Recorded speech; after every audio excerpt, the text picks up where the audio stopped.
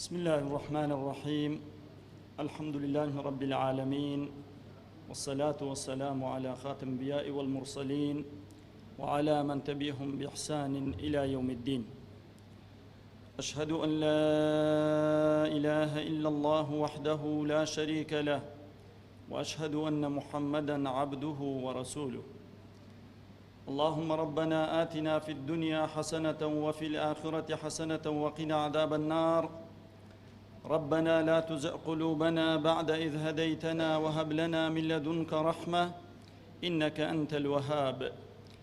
ربنا اغفر لنا ولإخواننا الذين سبقونا بالإيمان ولا تجعل في قلوبنا غلا للذين آمنوا ربنا إنك رؤوف رحيم. آمين آمين برحمتك يا أرحم الراحمين. خۆشەویستان، سەلات و ڕەحمەت و میهرەبانی خۆی پەروەردگار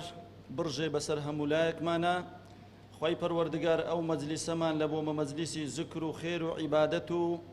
تەقوا و مەغفیرەت و لێخۆشبوونی خۆی حیساب بکاتن، بیکاتە تێشوویەک لە بۆمان لە بۆ ڕۆژی دوایی، لەو ڕۆژەی کەوا هیچ شتێک بەهانامەوە نایەتن ئیلا کردەوەی باش نەبیتن. خۆشەویستان، لەوانەی ئەمڕۆکەماندا تیشک دەخینە سەر بنیاتنانی کەسایەتی. بزانین لە کۆمەلگای ئێمەدا، لە کۆمەلگای ئێستادا کەسایەتیمان زۆرن و هەر هەمووشمان محاوەلە دەکەین کەوا کەسایەتی بین، بەڵام بین لە ڕوانگەی ئیسلام و شەریعەتی ئیسلام ئایا ئینسانی موسڵمان بە چ شێوەیەک کەسایەتی خۆی هەڵبژێریتن؟ لەبەرەوەی مەرج نییە ئەو کەسانەی کەوا قاتێکی جوان و یاخود سیارەیەکی جوان و یاخود کۆشک و تەلارێکی جوانیان هەبیتن،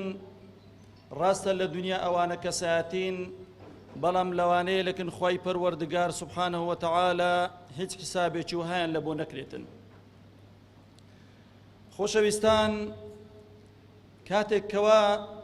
لاپەڕەکانی قورئان و دەستوری خی پەروەردگار هەڵدەدەینەوە تەماشا دەکەین، خی پەروەردگار لە سوورەتی ئیسرا، ئەو سوورەتەی کەوا شەوڕەوی بە پێغەمبەر کرا صلی الله عليه وسلم،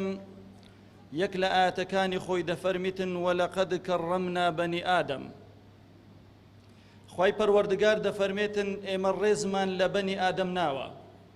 بەڵام سوبحان الله لێرانە خی پەروەردگار نافەرمیتن وەلەقەد کەڕەمنا المؤمنین، نەخێر بەڵکو دەفەرمێتن وەلەقەد کەڕەمنا بەنی ئادەم. بەنی ئادەم مسلمان و ئیماندار و غەیری ئیماندار و غەیری مسلمانیش دەگریتەوە، کەواتە لێرانە لە دنیادا پێویستە هەموو کەسێک شخصەتی خۆی هەبیتن، بەڵام لە بۆ ئیماندار و مسلمان ئەولاترە کەوا کەسێکی زۆر بە شخصیات بێت. تەماشا دەکەین خۆشەویستان، خی پەروەردگار سوبحانه وتعالى لە ناو ناخی مرۆڤدا کۆمەلێک غەریزەی دروست کردووە و کۆمەلێک هەستی تێدا دروست کردووە، لە پێناو کۆمەلێک ئامانجی بەرزدا. بۆ نمونە، خی پەروەردگار لە ناو ناخی هەر مرۆڤێک هەستی برسەتی دروست کردووە و لە هەمان کاتیشدا هەستی تێنوێتیشی دروست کردووە و هیچ کەسێکیش بەوەی نازانێتن ئیلا خودی خۆت نەبێت. لەو کاتەی کەوا تۆ برسیتە هیچ کەسێک پێی نازانی ئیلا خودی خۆت دەزانی کەوا تۆ برسیتە، و لەو کاتەی کەوا تێنوتە تەنها خۆت دەزانی کەوا کەسێکی تێنووی. بەڵام لە هەمان کاتیشدا خی پەروەردگار ئەوەشی لە بۆ خوڵقاندوین کەوا نان بخۆین، و ئەو هەستەشی داوینێ کاتێک کەوا نانمان خوارد بای ئەوەندەی بخۆین کەوا مەعیدەمان پڕ ببیت و تەواو ئیدیواز لە خواردنەکە دەینین، و کاتێک کەوا تێنوشمان بوو دەخۆینەوە بە حەدی ئەوەی کەوا تێنیتمان زیاتر ناخۆینەوە. بەڵام ئەگەر بێن تەماشا بکەین کەسانێکمان هەبن لەوانەیە خی پەروەردگار سوبحانه وتعالى یەک لە دەمارەکانی لێ وەرگربنەوە، یەک لەو نیعمەتانەی کەوا لالاو لاشەی من و تودا هەیە لەو ئینسانەی وەرگربیتەوە. و من شخصی دەناسم لەوانەیە جەنابیشتان بیناسن و هەیبیت و دیت بیتتان. ئەو کەسە سوبحان الله لەبەرەوەی ئەو دەماری هەستەی نەمایە، هەرچەندی خواردنی دەدێ ئەو نازانێ برێت تێر بوویمە، هەرچەندی ئاویشی بدێ ئەو نازانێ برێت تێنیم تێنیاتەکەم شکاوە، یعنی ئەتو هەرچەندی بدێ ئەگەر بیدێ هەتاوەکو ماعیدەکەی دەتەقی ئەو هەردەخوا لەبەرەوەی ئەو هەستەی نەماوە کە برێکا کە تەواو ئیدی ئەمن تێر بووم وازم لێبینن. خۆشەویستان ئەو هەستە خوای پەروەردگار لە پێناو چییە لە بۆ منوت و دایناوە؟ لە پێناو ئامانجێکی بەرزا گۆتمان ئەویش لە پێناو مانەوەی خودی خۆتە. یعنی خوای پەروەردگار کاتێکەوە من و تۆی هێنایتە سەر ئەو زەویە هەستی خواردن و خواردنەوەشی لە بۆ داناوین هەتاوەکو ژیان لەسەر ئەو زەویەی بەردەوام بیتن.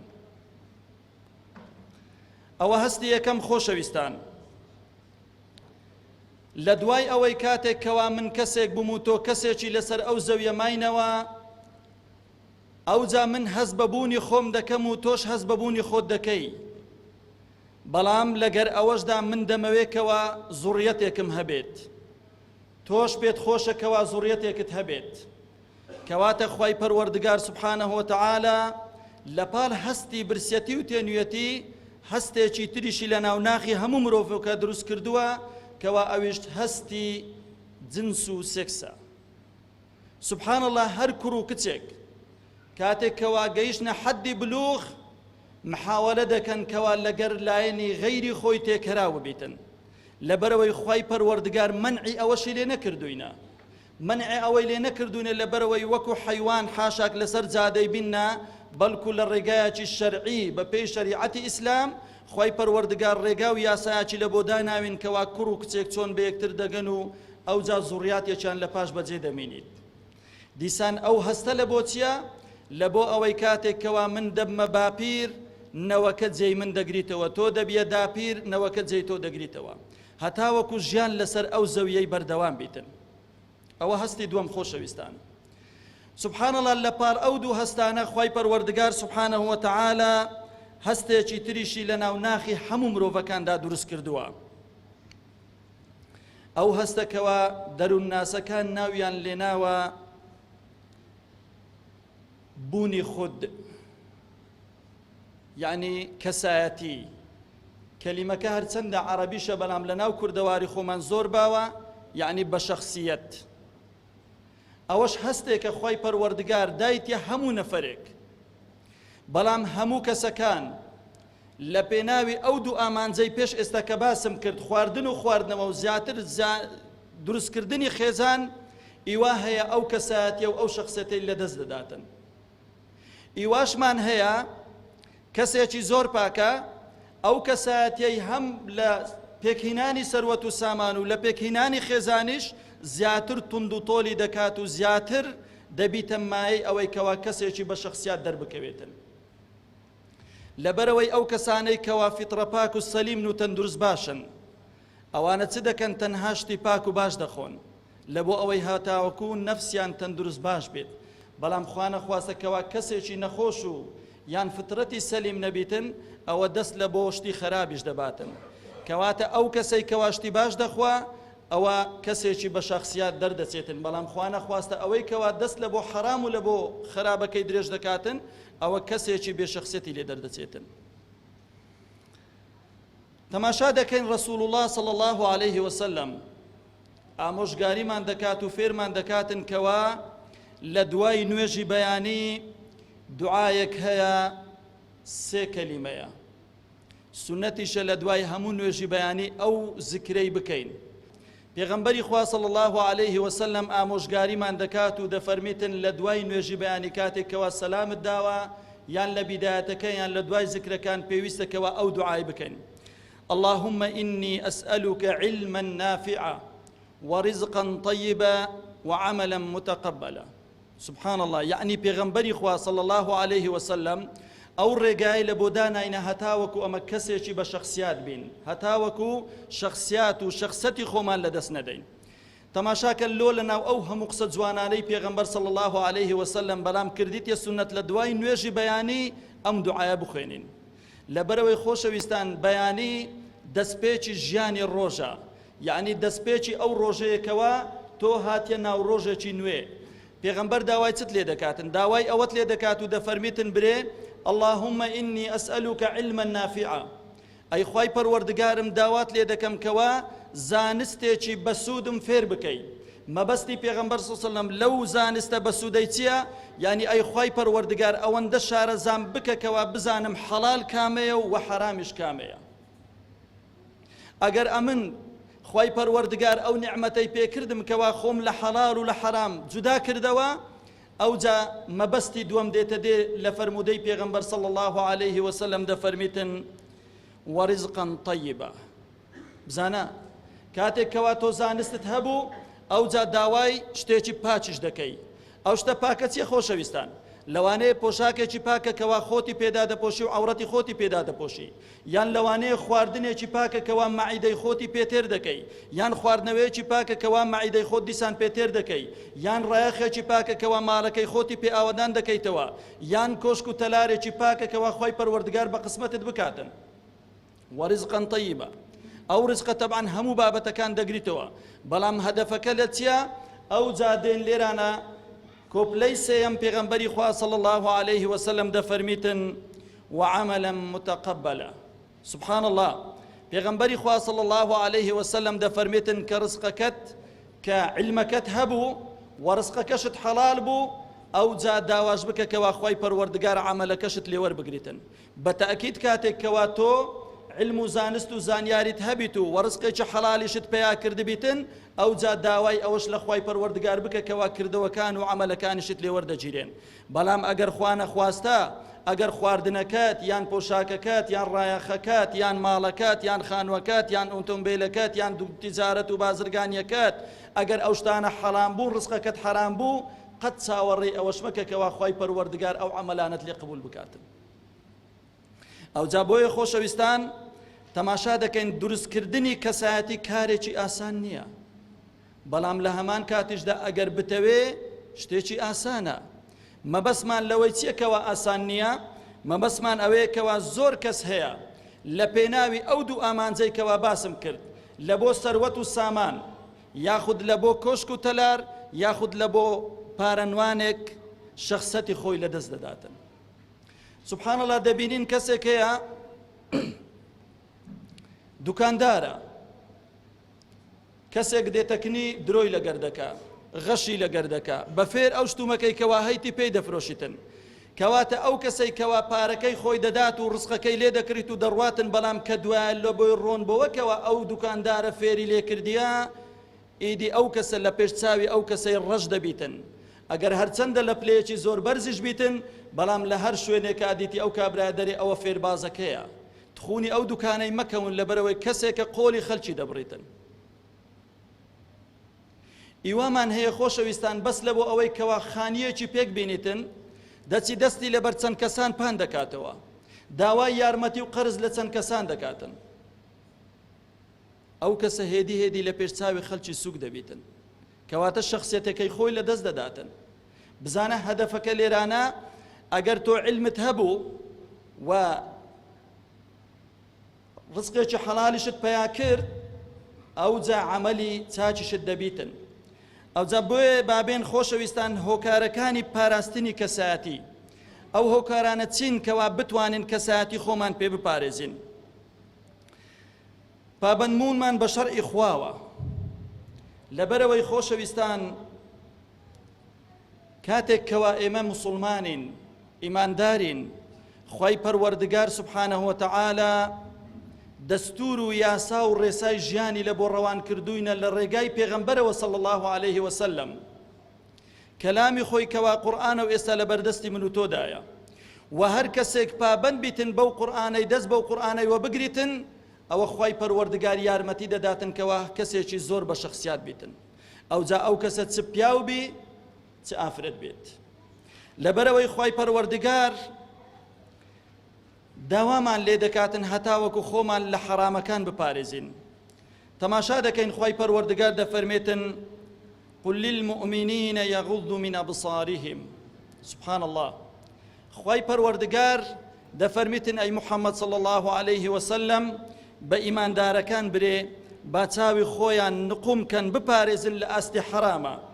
یعنی خوای پەروەردگار دەفەرمێتن نەزەر مەکە، چاوت بپارێزە لە نامەحرەم، ژنی یان پیاوی، کوڕی یان کچی کە چاوت پاراست خاوەنی شەخسەتێکی زۆر بەرزی. لەبەرەوەی خۆشەویستان بیکە قاعیدە هەر کەسێک کەوا بە چاوی خۆی نەزەری کرد ئەو کەسە لە ناو کۆمەلگایە بە کەسێکی زۆر سوک تەماشا دەکرێت لەبەرەوەی هەم ئەو ئافرەتانەی کەوا ئەو کەسە نەزەری لەگەر دەکاتن ئەوانە لە زۆر شوێنان باسی دەکەن و هەم ئەو کەسەش بە تەبیعەتی خۆی شەخسەتی خۆی لەدەست دەداتن لەبەرەوەی ئیش و کار و پیشەی چییە تەنها نەزەرکردنە بە چاوەکانی خۆی لە بۆ مەحرەم و لە بۆ ئەو شتانێک کەوا خوای پەروەردگار حەرامی کردیە و بە تایبەتیش نەزەری ئافرەتان بە پێچانەوەشەوە ئافرەتیش ئەگەر بە هەمان شێوە بیەوێتن کەوان نەزەر لە پیاوان بکاتن ئەویش بە هەمان شێوە شەخسەتی خۆی لەدەست دەداتن تەماشا دەکەین خۆشەویستان هەتاوەکو لەو شتەی بە دوور بین کەسێکمان هەیە خاوەنکارە تۆ چۆن دەتوانی شەخسەتی خۆت بپارێزی لەبەرەوەی ئەلحەمدولله کەسی وامان هەیە ڕۆژێ تا ئێوارە لەوانەیە بچی بلوکان بار بکە و بلوکان بینتە خوارێ و برندی کە و دابەزینیتن بەس لە بۆ ئەوەی کەوا قوتێکی حەڵال لە بۆ ماڵ و منداڵی خۆی پێیا بکاتن هەتاوەکو شەخسەتێکی هەبیتن لە ناو ماڵ و منداڵی خۆی بەسەر شۆڕیدا نەنیشیت و دەست لە کەسپان نەکاتەوە و کەسیشمان هەیە لەوانەیە تاجیر و بازرگانە و کەسیشمان هەیە لەوانەیە کاسبکارە و کەسیشمان هەیە لەوانەیە دوکاندارە کەسیشمان هەیە لەوانەیە سایق تەکسیە ئەگەر تۆ سایق تەکسی دەبی متمانەی ئەوەندەت هەبیتن کەوا بەیانی کەسێک تەلەفۆنی لە بۆ کردی بە ئەمانەتەوە ئەو عایلەی کەوا لەگەرە تۆ سوار دەبیتن خەیانەتیان لێ نەگەی بیانگەینیتە شوێنی مەبەست کاتێک کەوا ئەو کارت ئەنجامدا ئەو عایلە دێن باسی تو دەکەن بە چاکە کەواتە شەخسەتی تو پارێزراوە بەڵام ئەگەر خوا نەخواستە لە ئاوێنەکەی سەیری دواوت کرد کەوا عایلە دانیشتووە یان ڕقم تەلەفۆنت ئەو دوو پێ کرد یان دەستکاری هەندێک شتت کرد یان هەندێک گفتوگۆت لەگەر عایلەکەی کرد جارێکی تر بە باوکی خۆیان بەر عایلەی خۆیان دەرێن تەلەفۆن لە بۆ ئەو کەسەی مەکەن لەبەرەوەی کەسێکی زۆر سووکە حاشاک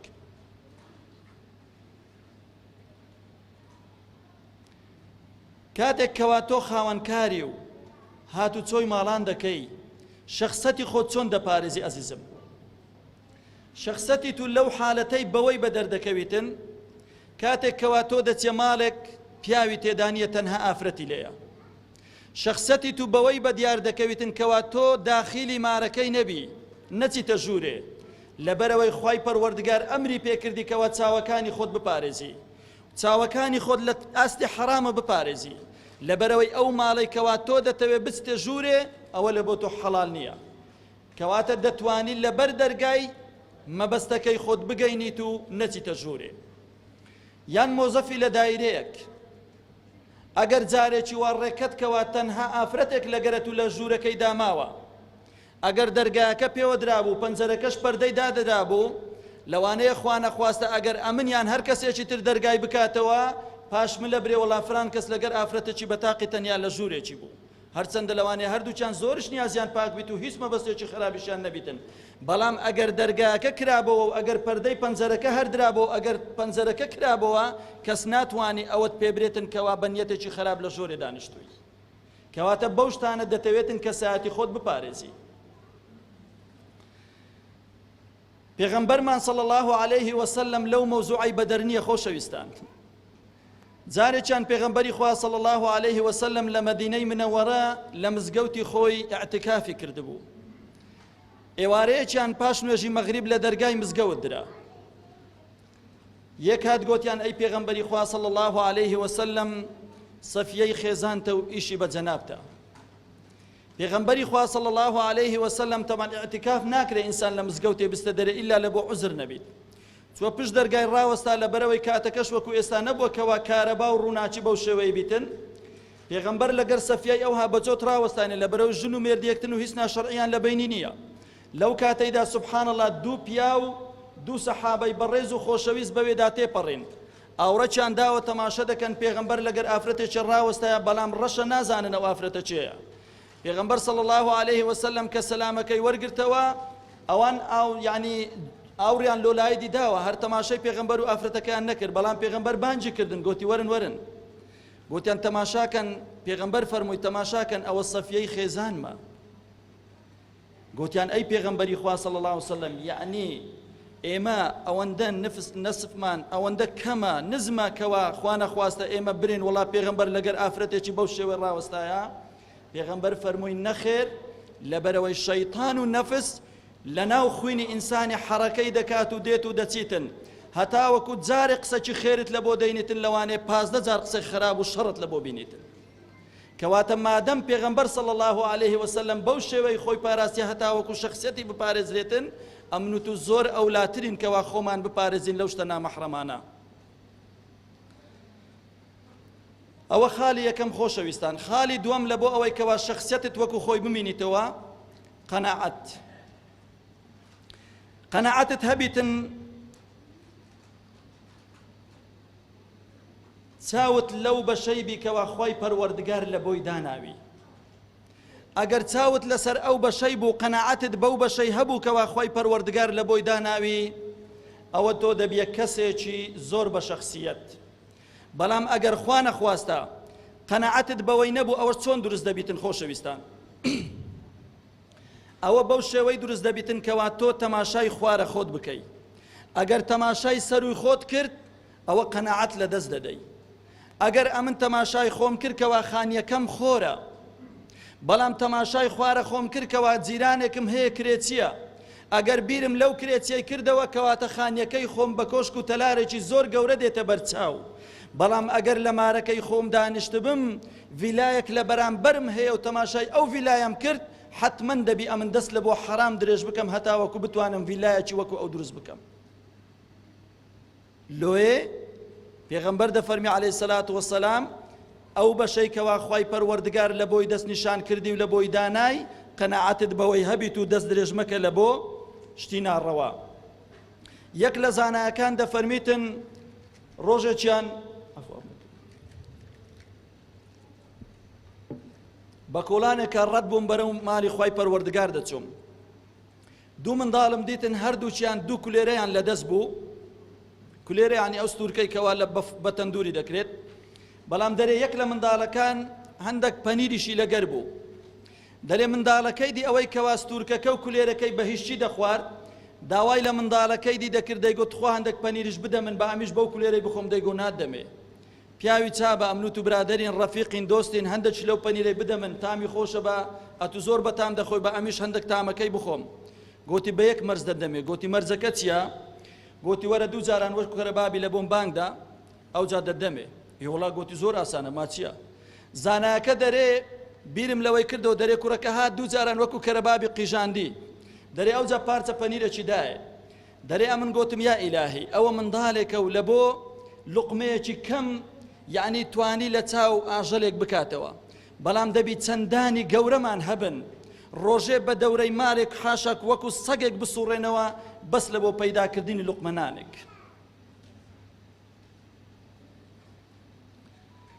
خۆشەویستان شتێکی ترکەوە زۆر مهمە تەمان کەسایەتی بە شەهادە نییە زۆر کەسمان هەیە دەرێ وەڵا ئەمن دکتۆرام هەیە و ماستەرم هەیە دبلۆمم هەیە إلى آخره بەڵام لە هەمان کاتدا ئەگەر هاتوو ئەو کەسە علمی لەگەر نەبوو تەماشاکەن لەناو قورئانی خوای پەروەردگار یعنی تەنها ڕێی لە بۆ پێغەمبەری هێشتیتەوە داوای یەکشت لە خوای پەروەردگار بکاتن لەو هەموو شتانەی دنیاە وەقل ڕەبی زیدنی علما یعنی دائما پێغەمبەر صلی الله عليه وسلم خوای پەروەردگار ڕێگای پێدایەکەوە ئەی پەروەردگارم ڕەبی زیدنی علما پەروەردگارم علمم لە بۆ زیاد بکە داوای هیچ شتێشکەی نەکردی پێغەمبەر صلی الله عليه وسلم تەماشاکەن خۆشەویستان ئەگەر خوا نەخواستە من شەهادەی دکتۆرام هەبیت بەڵام لە پڕێکا خوای پەروەردگار ئەو عەقڵێکەوە بە منی بەخشیوە لێم وەربگریتەوە کەواتە ئەو شەهادە تەنها کاغەزێکە و چەند مەرەکەبێکی وشک بوویە لەسەر کاغەزەکەی و هیچ ئیستیفادەی لێ ناکەمە من لەبەرەوەی کاتێکەوە من عەقڵم لە دەستدا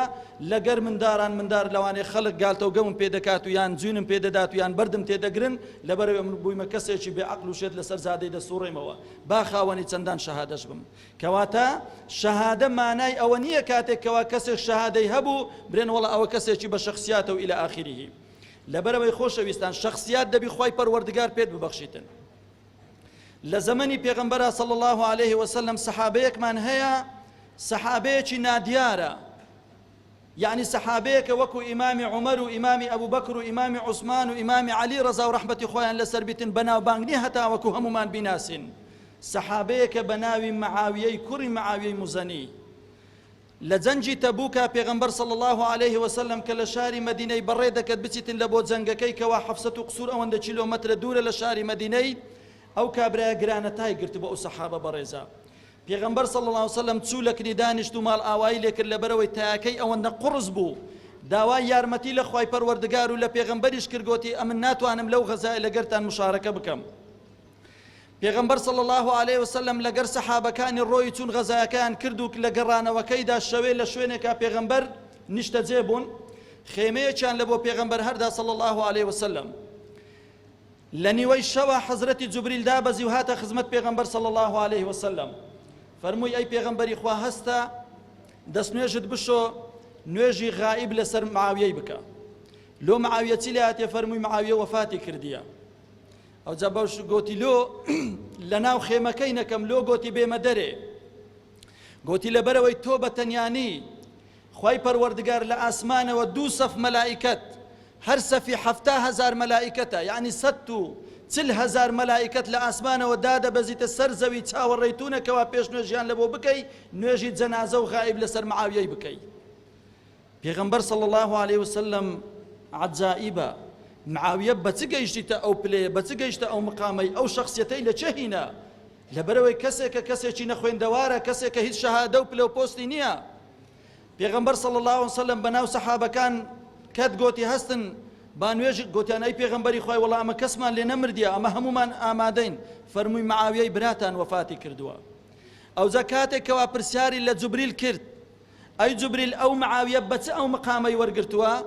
خۆشەویستان وەڵاهی من و تۆ دەتوانین ڕۆژێ 100 جار ئەوەی دووبارە بکەینەوە، نەک 10 جار.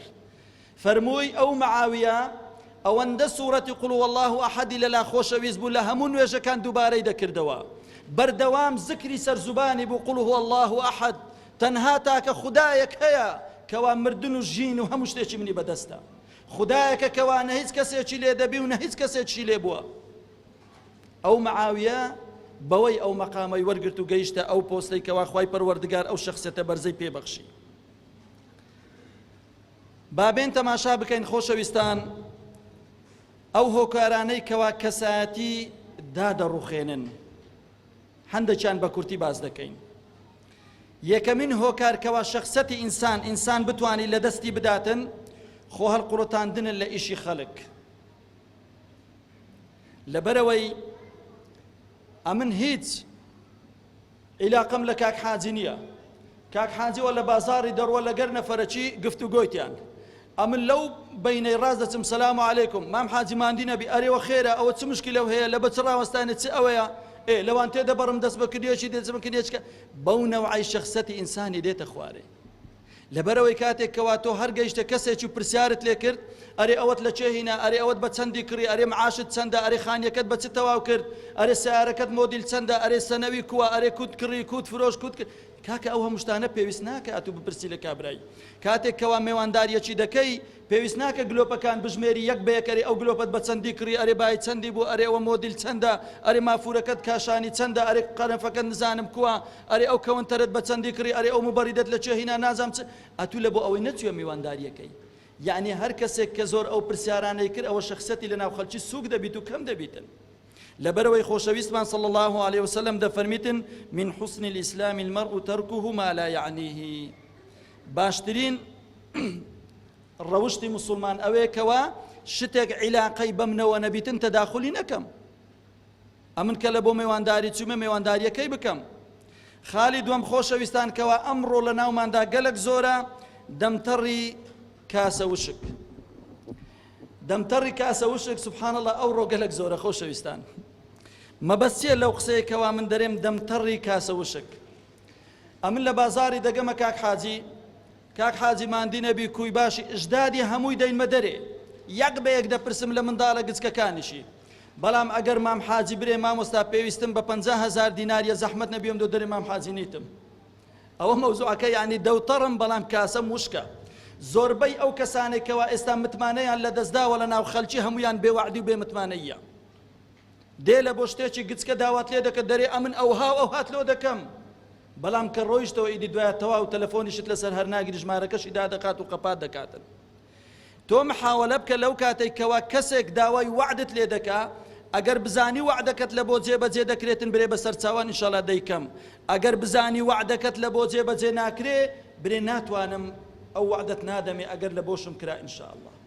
لەبەرەوەی خۆشەویستان قەت مەبە کەسێکەوە دەمتەڕی کاسە وشک مەبە دەمتەڕ مەبە بەڵام با کاسەت وشک نەبیت بە پێچەوانە بە یعنی کاتێکەوە دەتوانی هاوکاری کەسێکی بکەی هاوکاری بکە بەوەی پلت بەرز دەبیتەوە شخصەتت بەرز دەبیتەوە بەڵام ئەگەر بەس بەدەوچوویە پێش و دەستیشت لە بۆ جیرفانت نەبرد ئەوە لەو حاڵەتەیدا شخصیەتەکەت نامینیتن یەکەچیت کە خۆشەویستان کەوا بەداخەوە ئێستا ئەویش زۆرە لە ناوماندا شت خواردن بەبێ ڕەزامەندی خاوەنەکەی کابرا دوکاندارە میوەفرۆشە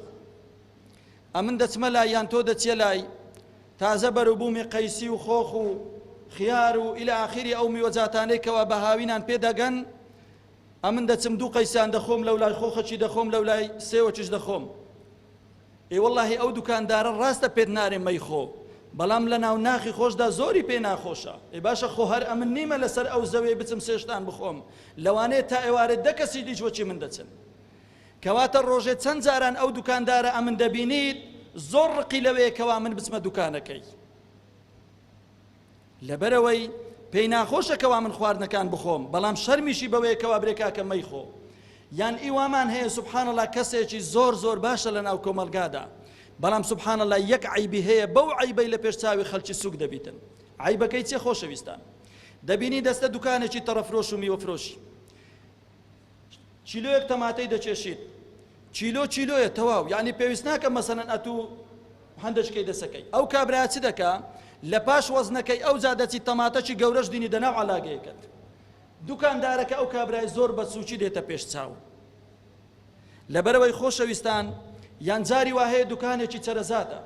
کابرا دەچی پێنج شەش فستەقان هەردەگری دووسێ باویان لەو لای هەردەگری هەندێک گولە بە ڕۆژەی لەو لای هەردەگری وەڵحاسێت چەنگەکی خڕەکاتەوە ئێکاکە ئاخر ئەو کابراوە لەلایەک حرامە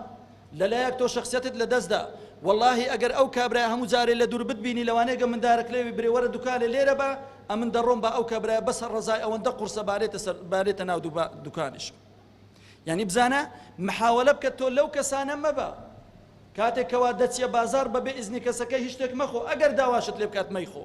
کاتێکەوە وەزنت کرد کێشات بینە لە ماڵەکەی خۆتدا بیشەوە بە جوانی ئەو جابی خۆت کە حەلالی خۆتەوەی خۆتە ئەو جا تۆ دەبیانە کابرا داواشی لێ کردی دەبی خۆ کەنەت خوارد والله باز دەکە دەرێ ئەو کابرا سبحان الله نفسی ئەوەندە بەرزە سبحان الله لە بازاری داواشی لێ دەکەم بەڵام هیچ ناخوا بەڵام ئەوەی کەوا دەست لە بۆشتی درێژ دەکاتن ئەوە سووک و رسوا دەبیتن لە بازار و لە پێش چاوی خەڵکە خاڵێکی تریان خۆشەویستان ئیش و کارپۆخلی بە تایبەتی ئەوانەی کەوا دەستڕەنجینن کاتێک کەوا دەچی کارێک دەکەی هەر کارێکت هەیە کاشی چێتیە کارەباچیتیە سبوخچاتیە لە بخچاتیە گەجکاریە هەر ئیشێکی دەیکەی ئەو ئیشەی کەوا دەیزانی بەو نیەتە بیکەی کەوا لە بۆ خۆی پەروەردگار دەیکەی و ڕزقێکیشە درستی دەکەی لە بۆ ماڵ و منداڵی خۆت بە حەڵالی بەڵام ئەگەر خیانەتت تێکرد لە دووشتانە تو زەرەر دەکەی یەکەم هەر دەبیە ماوەیەکی کەم ئەتوو ئیستیفادە لە پارەکەی دەکەی مشتریت نامینی لەبەرەوەی هەر کەسێک دەرێ من دەچم فرانە وەستای دەینم ئەمن دەرێم کوڕە نەکەی ئەوە کابرایەکی قۆڵ بڕە ئەوە کابرایەکە یعنی ئەزانی چی لە من کرد ئێستاش ئەمن خانی خۆم لە بەبێزایە لەبەرەوەی ئەو کابرای وەها وەهای لە من کرد لەبەرەوەی خۆشەویستان ئەو کارێکەوە تۆ دەیکەی شخصەتی تۆ دەستنیشان دەکاتە ئاگادار بە ئەوجا تۆ عەمەلای تۆ وەستای تۆ ساقی تۆ بازرگانی تۆ تاجیری تۆ فەرمانبەری تۆ مدیری تۆ هەر شتێکی ئەو کارێکەوە دەیکەی شخصەتی تو لەسەر ئەو کارەی پەیوەستە خاڵێکی تر خۆشەویستان بە دەنجی بەرز قسە نەکردن لەوانەیە لە بازارێ من دەگەمە مامۆستایان لە مەدرسەکی یعنی سبحان الله بەدەنگەکی ئەوەندە بەرزماندی بوونی لە مامۆستای دەکەم ئەو مەجموعە خەڵکەی لەوێنە هەمویان تێدەگەن خی پەروەردگار ئامۆژگاریمان دەکات و دەفەرمیتن وەقسد فی مەشیکە وەغضض من صوتك إن أنكر الأصوات لصوت الحمير سبحان الله يعني خی پەروەردگار خۆ حاشا کەر شتێکی بێڕێز نییە لەکن خوای پەروەردگار بەڵام خوای پەروەردگار دەفەرمیتن ئینە ئەنکەرە الئەسواتی لەسەوت الحەمیر یعنی خوای پەروەردگار دەفەرمیتن چی کەرەکەی پێ ناخۆشە کاتێکەوە مەجموعە کەرێک حاشاک دەگەنێکدی هەمویان پێکەوە دەزۆڕن زۆری کەری زۆر جاران گوێمان لێ بۆ لە کەندەکی لەسەر ئاوێکە ئاوێ دەخۆن و هەمویان پێکەوە دەزۆڕن بە فعلی دەنگێکی زۆر ناخۆشە خوای پەروەردگار ئامۆژگاری من و تۆ دەکاتن دەفەرمیتن دەنجی خۆتان بپارێزن لەبەرەوەی دەنگ بەرزی شخصیەتت پێلکەدار دەبیتن خاڵێکی تر خۆشەویستان سەردانیکردنی زۆر ڕادە بەدەر هەموو ڕۆژە من هیچ ئیشم نییە ڕۆژێ 2 جار 3 جاران دەسمەکن مامۆستا ڕۆژێ 4 جاران دەسمەکنەوەی ڕۆژێ 5 جاران دەچم هەر لە سعاتێ 4 جاران تەلەفۆنی دەکەم کابرا بێزار بۆ لە تو بەڵام چ بکە یعنی چت لێ بکە جاری وا هەیە وەڵاهی لەوانەیە ئەگەر دایرە ببرێتە ئێستا علاماتی کاکە بانێتە شۆرێ برێ کۆبوونەوەی هەیە یان ئەگەر لە مارێ حاشەک لەوانەیە درۆچش بکە برێتە منداڵە کاکە برێ لە مارێ نییە لەبەرەوەی ئەوەندە ڕزا قوڕس مەبە ئەوەندە سەردانی کەسەکەی مەکە هەتاوەکو لێت بێزار ببیتێ ئەوەندە تەلەفۆنی لە بۆ مەکە بەبێ ئیشی هەتاوەکو تەلەفۆنت لەسەر قەپات بکاتن لەبەرەوەی بەوەی شەخسەتت لە دەست دەداتن خاڵی کۆتاییمان خۆشەویستان دێین کەسایەتی مرۆڤی موسڵمان لە قورئاندا بزانین خوای پەروەردگار سبحانه وتعالى چۆن باسی گەورەی ئینسانی مرۆ ئینسانی ئیماندار دەکاتن لەبەر گەورەی ئیمان خوای پەروەردگار سوورەتێکی لە قورئانە بە ناوی مؤمنون كردوا سورة المؤمنون سبحان الله لبدايتي أو سورتي خواي پروردگار دا فرميتن قد أفلح المؤمنون زانت چەند جوانە ئایا ڕۆژێ چەند جار خوێندیتەوە لەوانەیە لە تەمەنی خۆتەتا ئێستا 1000 جاران ئەو ئاەتە دووبارە کردوتەوە بەڵام احتمالە بەو بیر و بەو عەقلەی بیرت لێ نەکردیتەوە دەزانی خوای پەروەردگار چ بە من و بە تۆ دەفەرمیتن قد أفلح المؤمنون بتأكيد إيمان داران براو سربرزن بلام چه إيمان دارك خواهي پروردگار هندك صفتي لدويك هناينا آيا بزانين منو تو أو صفتان من تيدا موجودن اگر صفتك من تيدا موجود بو كواتا أو آيات الشمول منو توش دكاتن اگر صفتك من تيدا موجود نبو كواتا أو آيات الشمول منو تو ناكاتن خواهي پروردگار دا فرميتن الذين هم في صلاتهم خاشعون ئەوانەی کەوا نوێژەکانیان ئەنجام دەدەن نوێژەکانیان دەکەن بەڵام بە چ شێوەیەک نوێژەکانیان دەکەن خاشعون بەترسەوە کاتێک کەوا ڕووی لە خوای پەروەردگارە شەرم لە خوای پەروەردگار دەکاتن ڕووی لە دنیا نییە پشتی لە خوای پەروەردگار نییە لەبەرەوەی خۆشەویستان إن الصلاة تنهى عن الفحشاء والمنكر لوي هاتوا أو نوجي كوا منو تو ديكين دبي أو نوجي بارزگاري من لبكاتن لخراب وخراب كاري أجر أو نوجي كوا من ديكم كوا تو ديكي أجر نوجي كان بدلو بآجاو بملكتي لبو خوي پروردگار بكين أو بترسوا كان نوجي كمان كرا وأهل الشر من برامبر بخوي پروردگار سبحانه وتعالى كاتي كوا تو رولا قبل دكي لنا نوجي كشد دبي روت لخوي پروردگار بيتن سبحان الله الشيطان إشي تيلنا ونوجدا جاري وهي حرب خيال داشتيكت ببير نهاتي توا بلام قدري خوي پروردگار كتسويتا ناو نوجه سبحان الله لناو نوجه اوشتت ببير ديتو كلواني دسار پیش هر بيرش لينا كردي توا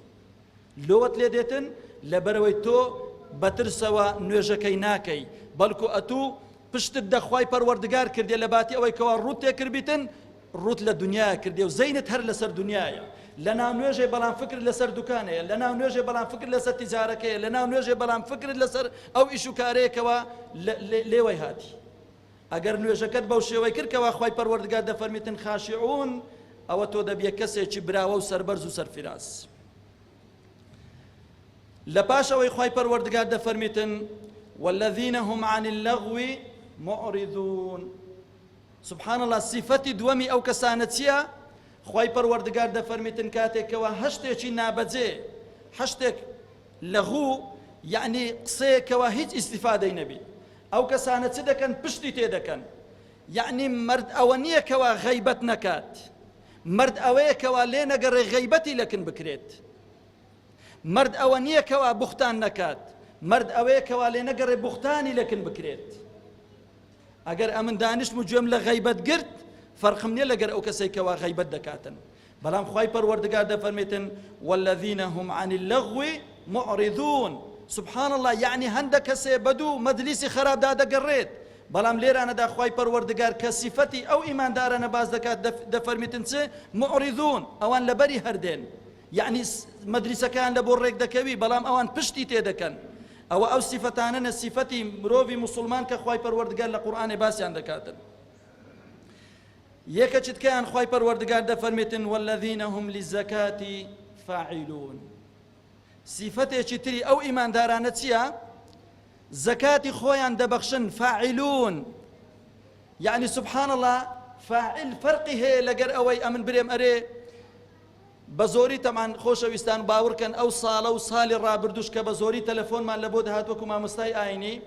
ئەرێ مامۆستا جائیزە ئەمە زەکاتی بدەمە کوڕی خۆم، ئەرێ مامۆستا جائیزە ئەمە زەکاتی بدەمە کچەکەی خۆم، ئەرێ مامۆستا وەڵڵاهی تەلەفۆنم لۆ هاتیە مامۆستا جائیزە سەرفترەی بدەمە دایکی خۆم. لا إله إلا الله.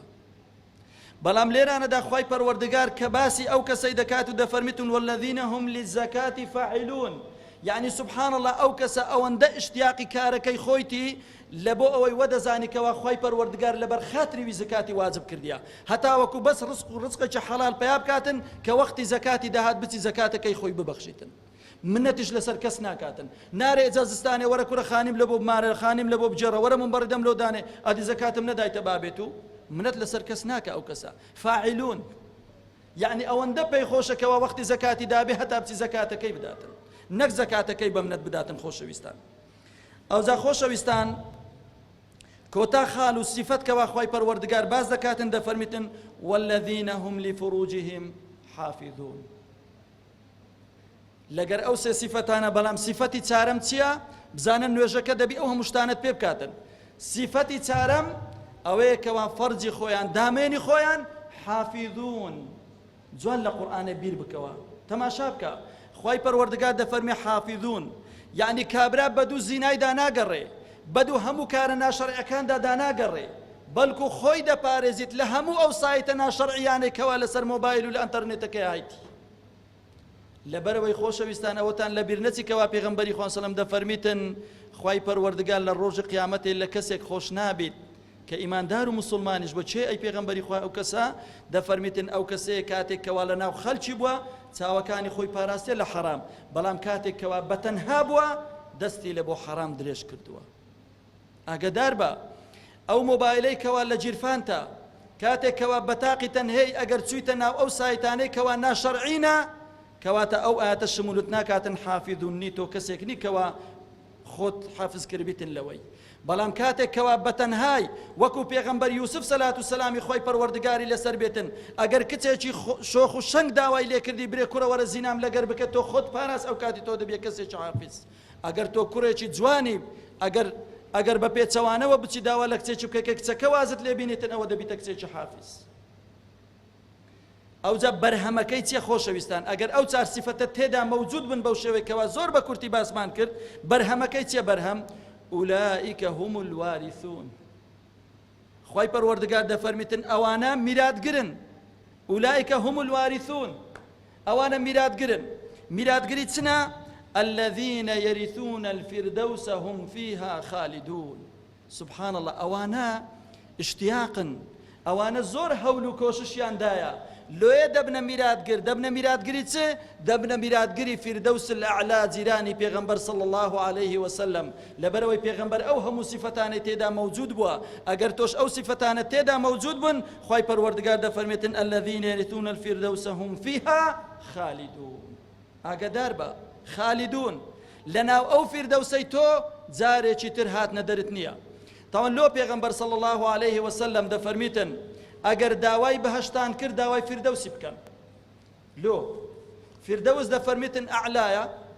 شوێنە هەرە بەرزەکەی بەهەشتەیە و ئەو چار ڕووبارانەی کەوا خوای پەروەردگار لە قورئانێ باسی ڕووبارەکان دەکاتن سەر و چاوەکان لەوێ هەردەقولێتن و یەک لە نیعمەتەکانی تری ناو فیردەوسیش ئەو کەسەی کەوا نیشتەجێی فیردەوسەیە بە کەیفی خۆی دەسوڕێتەوە لە ناو بەهەشتێ، لە هەر شوێنێکیش کەوا مەبەستی بیدەمینیتەوە. بەڵام ئەگەر کەسێک قسمەتی نەبوو بستە ناو فیردەوس ئەوە دەچیتە فیردەوسێ بەڵام ناتوانانی لەوێ بمینیتەوە.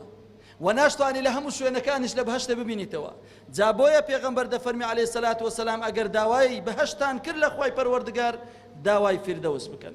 یا ربی خوای پەروەردگار بە گەورەی خۆت فیردەوسمان بە قسمت بکەی. یا ربی خوای پەروەردگار لەگەر پێغەمبەری خوا سەلەم بمان کەیتە ڕەفیق و جیرانی ئەو لەنا فیردەوس الأعلا. یا ربی خوای پەروەردگار لە تاوان و گوناحەکانمان خۆش ببی. یا ئیلاهی بە گەورەی خۆت شەخسیەتمان بپارێزی. یا ئیلاهی بە گەورەی خۆت یەکێک بین لەوانەی کەوا ئەو سیفەتانەی لە کۆتایی باسمان کرد ئەو سیفەتانە شمولمان بکاتن. آمين آمين برحمتك يا أرحم الراحمين. أقول قولي هذا لسائر المسلمين. آمين آمين برحمتك يا أرحم الراحمين.